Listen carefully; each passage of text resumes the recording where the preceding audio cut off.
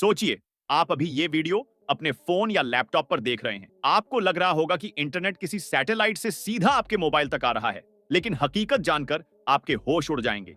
असल में दुनिया का 99% इंटरनेट समंदर के नीचे बिछी पाताल लोक की केबलों से होकर गुजरता है। ये केबल इतनी गहराई में बिछी है कि कोई जहाज भी आसानी से उन तक नहीं पहुंच सकता। लेकिन सवाल ये है, इन तारों का मालिक आखिर है कौन? क्या ये किसी एक देश के कंट्रोल में है या फिर कोई सीक्रेट कंपनी इन्हें चला रही है? आज हम इस रहस्य से पर्दा उठाएंगे और जानेंगे समंदर के नीचे बिछी इंटरनेट वाली तारों का मालिक कौन है।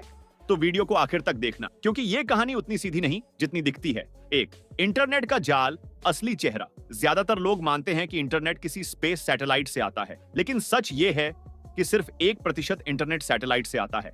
बाकी पूरी दुनिया के डेटा का ट्रांसफर समंदर के नीचे बिछी सबमरीन केबल्स से होता है। इन केबल्स की कुल लंबाई इतनी है कि अगर उन्हें जोड़ दिया जाए तो ये धरती को कई बार लपेट लें।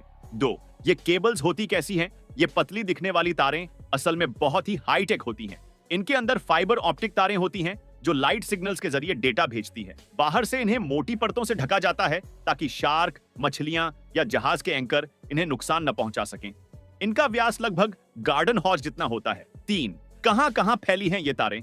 इन केबल्स का जाल पूरी दुनिया में फैला हुआ है। अमेरिका से यूरोप, यूरोप से एशिया, एशिया से अफ्रीका, हर जगह। एक केबल अटलांटिक महासागर पार करती है, दूसरी पैसिफिक को जोड़ती है। भारत तक इंटरनेट पहुंचाने वाली केबल्स अरब सागर और हिंद महासागर के नीचे से आती है। 4, अब बड़ा सवाल, मालिक कौन है? ये केबल्स किसी एक सरकार या यूएनओ की प्रॉपर्टी नहीं है। ज्यादातर केबल्स का मालिकाना हक प्राइवेट कंपनियों के पास है। बड़ी टेक कंपनियां जैसे Google, Facebook, Meta, Microsoft, Amazon और कई टेलीकॉम कंपनियां जैसे AT&T, वोडाफोन, रिलायंस जियो, ये मिलकर इन केबल्स को बिछाती हैं और ऑपरेट करती हैं।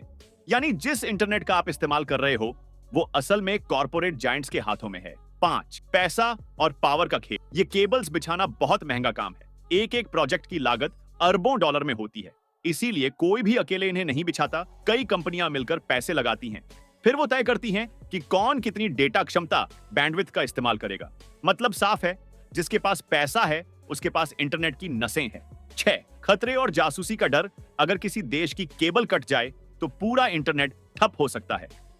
कई बार युद्ध या तनाव के समय इन केबल्स को निशाना बनाया जाता है। अमेरिका और चीन जैसी सुपर पावर देश इन्हें अपनी जासूसी नेटवर्क के लिए भी इस्तेमाल करते हैं। पर आरोप लगा था कि वो इन केबल्स से डेटा स्नूप करती है।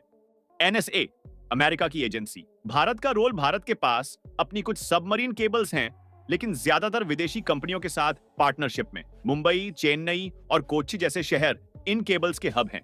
रिलायंस जियो और टाटा जैसी कंपनियां इसमें तेजी से निवेश कर रही हैं। 8, तो असली मालिक कौन निकला? असलियत यह है कि कोई एक मालिक नहीं है।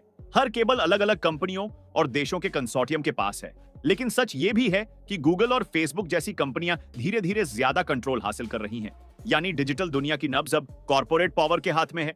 तो अब अगली बार जब आप किसी दोस्त को मैसेज भेजेंगे या नेटफ्लिक्स पर वेब सीरीज देखेंगे, याद रखिए आपका डेटा समंदर की गहराइयों से होकर गुजर रहा है, वो भी उन केबल्स से जिनका मालिक कोई सरकार नहीं बल्कि दुनिया की सबसे ताकतवर कंपनियां हैं। अब सवाल आपसे, क्या इंटरनेट इंसानियत का हक होना चाहिए या कॉर्पोरेट्स की प्रॉपर्टी? कमेंट में बताइएगा कि आपका क्या मानना है। अगर वीडियो जानकारी भरी लगी तो लाइक, शेयर और सब्सक्राइब करना मत भूलना। मिलते हैं अगली वीडियो में, तब तक के लिए जुड़े रहिए इंटरनेट के इस अदृश्य जाल से।